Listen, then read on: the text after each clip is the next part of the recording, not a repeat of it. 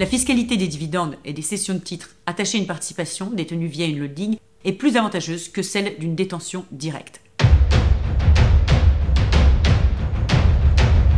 La société holding a une place importante dans le développement de votre entreprise. Le holding est tout d'abord incontournable dans le cadre de certaines opérations de restructuration, puisqu'au-delà des intérêts fiscaux, le holding va être utilisé comme un véhicule permettant de lever de la dette pour procéder au rachat de la société cible. C'est le principe du LBO. Dans ce schéma, le service de la dette au niveau de la holding est assuré par la remontée de dividendes de la société cible opérationnelle. Ceci est possible notamment grâce à la quasi-exonération des distributions de dividendes dont bénéficie la holding. Utilisée dans le cadre de ces opérations, la holding permettra par exemple l'entrée au capital des investisseurs et le réinvestissement des fondateurs et managers dans une structure unique. Elle réunira en son sein les personnes clés du groupe, dirigeants, RH, fonctions support, et sera le lieu de définition des décisions stratégiques.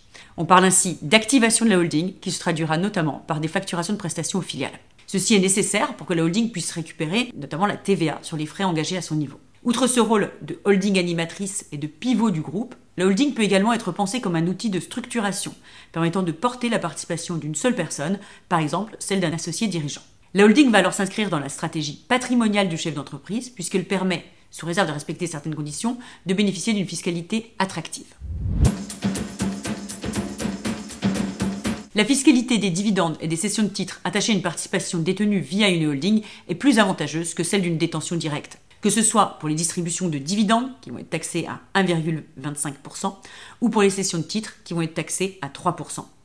Attention toutefois, cette fiscalité attractive nécessite de conserver les revenus dans la société holding, ce qui implique d'avoir des projets compatibles avec l'objet social de la société. Enfin, la holding est également une structure permettant de faciliter votre projet de transmission familiale. Elle pourra se coupler avec les dispositifs du Dutreil et de la donation avec réserve d'usufruit afin de diminuer le coût de la donation. Que ce soit dans le cadre des opérations de restructuration ou dans le cadre d'une stratégie patrimoniale, la mise en place d'une holding nécessite des précautions. Si vous détenez déjà vos titres en direct, le transfert à la holding devra se faire via une opération dite d'apport, qui est susceptible de dégager une fiscalité. Pour l'éviter, il est nécessaire que l'opération soit placée sous un dispositif de différé d'imposition. Si l'opération d'apport a lieu peu de temps avant la cession de l'entreprise, c'est ce qu'on appelle une opération d'apport-cession, une obligation de réinvestissement dans certaines activités éligibles sera à la charge de la société holding.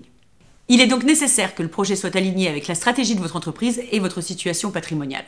L'AMIL Excel accompagne les entreprises dans leurs opérations de structuration afin d'en sécuriser les enjeux fiscaux et met en œuvre, organise et optimise la stratégie patrimoniale de leurs dirigeants.